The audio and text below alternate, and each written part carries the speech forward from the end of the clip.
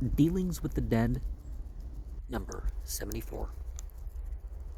An immense quantity of fuel was always of necessity used when dead bodies were burned instead of buried, and a friend learned in such lore, as well as in much that is far more valuable, informs us that the burning of a martyr was always an expensive process. This passage was transferred from the New York Courier and Inquirer to the Boston Atlas, December 29th, 1849, and is part of an article having reference to the partial cremation of Dr. Parkman's remains. I must presume, as a sexton of the old school, to doubt the accuracy of this statement, in the very face of the averment that the editor's authority is a friend learned in such lore. To enable my readers to judge of the comparative expense of burial in the ordinary mode by interment or entombment and by cremation, I refer in the first place to Mr. Chadwick's report made by the request of Her Majesty's Principal Secretary of State for the Home Department, London, 1843, in which it is stated that a master in chancery, when dealing with insolvent estates, will pass as a matter of course such claims as these, from 60 to £100 for burying an upper tradesman, £250 for burying a gentleman, 500 to 1500 pounds for burying a nobleman.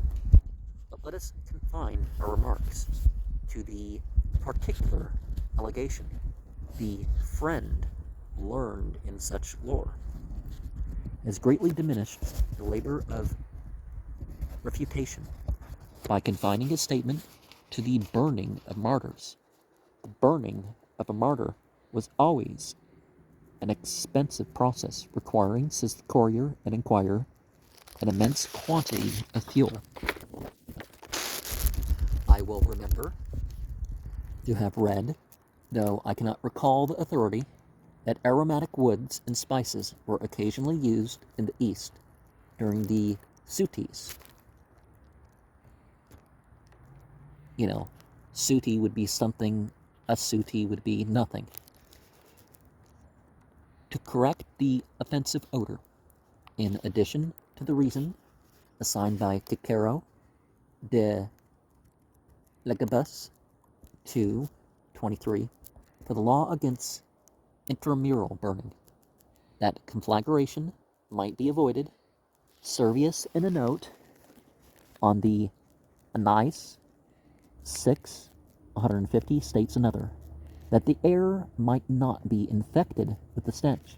To prevent this, we know that costly perfumes were cast upon the pile, and the respect and affection for the defunct came to be measured at last by this species of extravagance. Just as the funeral sorrow of the Irish is supposed to be graduated by the number of coaches and the quantity of whiskey. But our business is with the martyrs. What was the cost of burning John Rogers the First? Of John Rogers?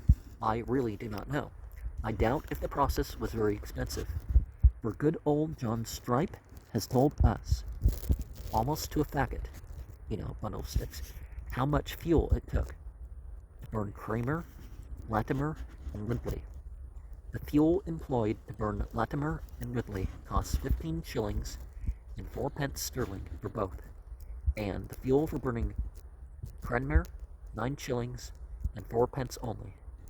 Then there were chains, stakes, laborers, and cartage, and the whole cost for burning all three was £1, 16 shillings and 6 pence. Not a very expensive process, truly. The authority is not at everyone's command. I therefore give it entire from Stripe's Memorials of Cranmer, Oxford edition, 1840, volume 1, page 563, For 3 loads of wood faggots to burn, Ridley and Latimer, 12,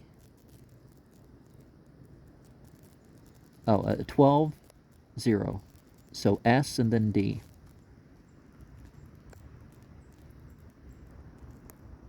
Item, 1 load of furze faggots, 3, 4. For the carriage of those 4 loads, 2, 0. Item, a post, 1, 4. Item, 2 chains, 3, 4. Item, 2 staples, 0, 6. Item, 4 laborers, 2, 8. For burning Cranmer, for 100 of wood faggots, 6, 0. For 100 and half of furze faggots, 3, 4. For the carriage of them, 0, 8. For 2 laborers, 1, 4. 1,500 pounds to bury a nobleman, and 1 pound, 16 shillings, 6 pence. Is the last one pence? But it says D. Or a pound. Okay. Shillings, pounds. Wait, but the pound is more than a shilling and it's pence. Okay, so 1 pound, 16 shillings, 6 pence to burn the 3 martyrs, leaving the courier and the inquirer and the friend learned in such lore to bury or burn this record as they please. I turn to another subject referred to on the very same page of Stripe's memorials, and which is not without some little interest at the present moment.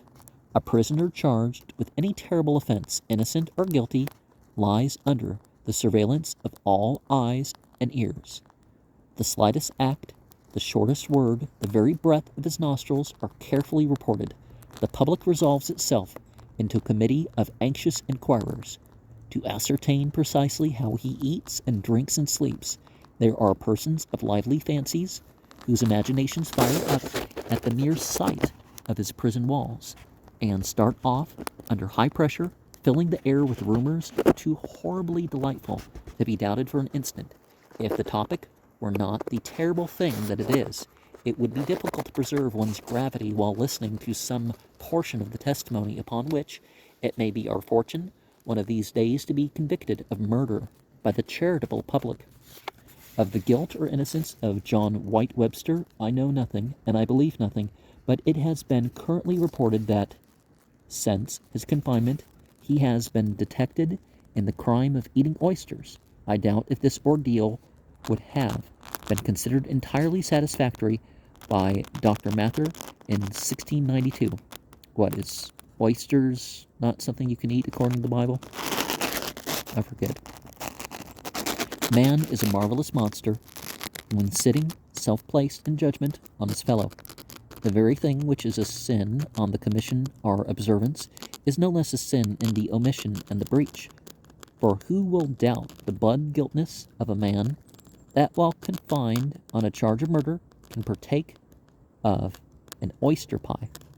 And if he cannot do this, who will doubt that a consciousness of guilt has deprived him of his appetite?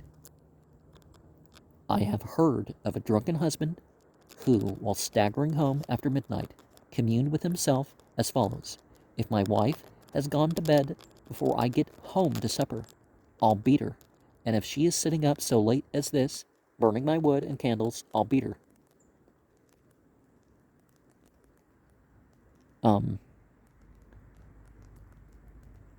Talk to people first. And that's probably too much for both, right? You can wake up someone, right? I have to wake them up. No, that's not right. Good John Stripe, same source, page 562, says of Cranmer, Latimer, and Ridley, while in the prison of Bocardo, they ate constantly suppers as well as dinners. Their meals amounted to about 3 or 4 shillings, seldom exceeding 4. Their bread and ale commonly came to 2 pence or 3 pence, and they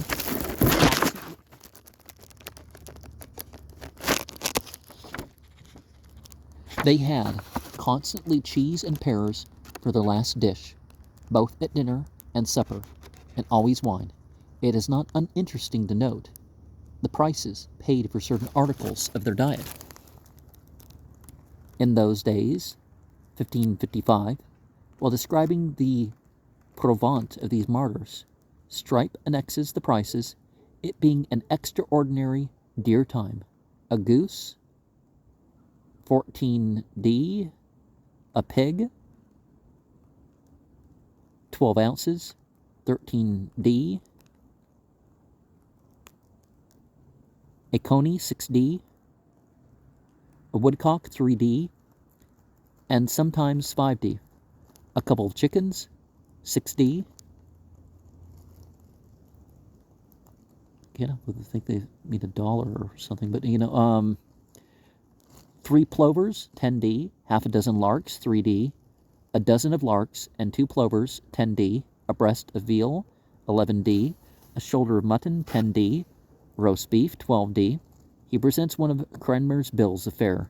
Bread and ale, 2d, item oysters, 1d, item butter, 2d, item eggs, 2d, item ling, 8d, item piece of fresh salmon, 10d, wine, 3d, cheese and pears, 2d. Now, would a D be a good day's wage, or, if it's $1, this is definitely the case. In the words of, the 1830s, when this is being written, stuff, right? 2 bailiffs, Wells and Winkle, upon their own responsibility, furnished the table of these martyrs, and appear never to have been reimbursed. Strype says in the same source, 563, that they expended 63 euros, 10 shillings to D, and never received but 20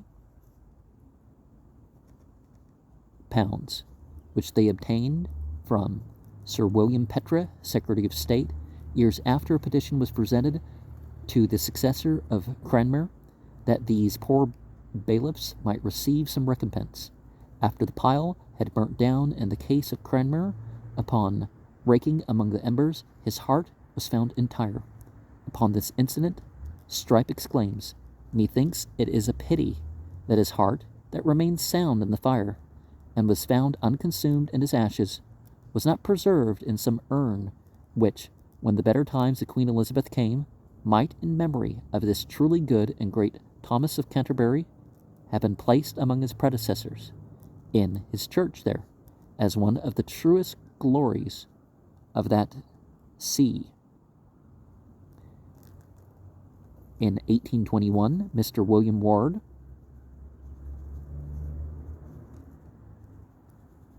of Scrampore, published in London his farewell letters. Mr. Ward was a Baptist missionary, and at the time of the publication was preparing to return to Bengal. This work was very favorably reviewed in the Christian Observer, volume 21, page 504. I have never met with a description so exceedingly minute of the suttee, the process of burning widows. He thus describes the funeral pile. The funeral pile consisted of a quantity of faggots laid on the earth, rising in height about 3 feet from the ground, about 4 feet wide and 6 feet in length. Admitting these faggots to be closely packed, the pile contains 72 cubic feet of wood, or 56 less than a cord. A large quantity of faggots are then laid upon the bodies, says Mr. Ward, as the widow often leaps from the pile and is chased back again into the flames by the benevolent Brahmins. The faggots, which are not heaped around the pile, but laid on the bodies, cannot be a very oppressive load, and the quantity thus employed in the suttee is for the cremation of 2 bodies at least, the dead husband and the living widow. And so, yeah, the Brahmins should be charged with murder. If someone commits suicide, it's like, well, there's no one left to try for the crime.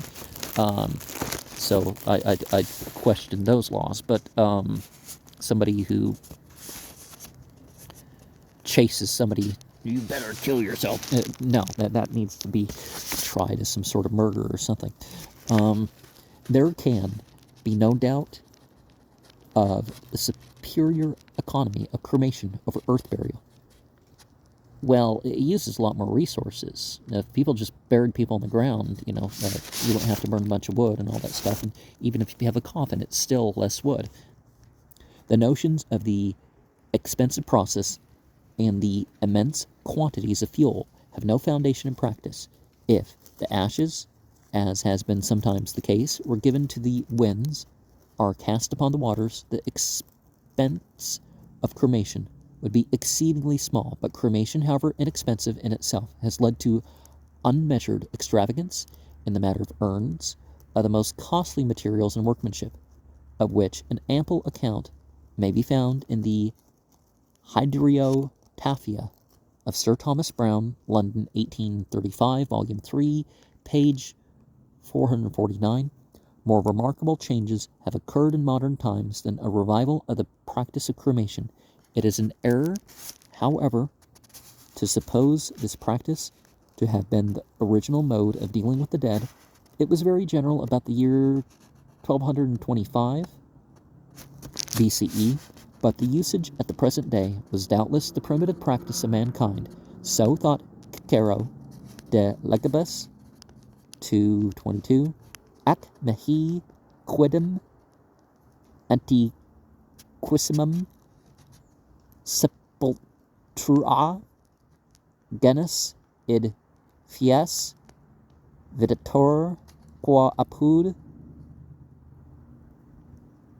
Xenophontem Kairos utitur reditur enim terra corpus et ita locatum ac situm quasi operamento matres abducatur. Nevertheless, there is a strong cremation party among us who would not save sixpence if he could, even in a winding sheet. Should the wood and lumber interest be fairly represented in our city councils, it would not be surprising if there should be a majority in favor of taking the remains of our citizens to Nova Scotia to be burnt rather than to Malden to be buried. My friends, Birch, Touchwood, and Deal are of this opinion and would be happy to receive the citizens on board the regular coasters for this purpose at a reasonable price per 100, are by the single citizen packed in ice. An experienced person will always be on hand to receive the corpses. Religious services will be duly performed during the burning without extra charge, and should the project find favor with the public, a regular line of funeral coasters with appropriate emblems and figureheads will in due time be established. Those who prefer the more economical mode of water burial for their departed relatives, thereby saving the expense of fuel altogether, will be accommodated if they will leave orders in writing with the masters on board, who will personally superintend the dropping of the bodies off soundings. And that's led to some issues, but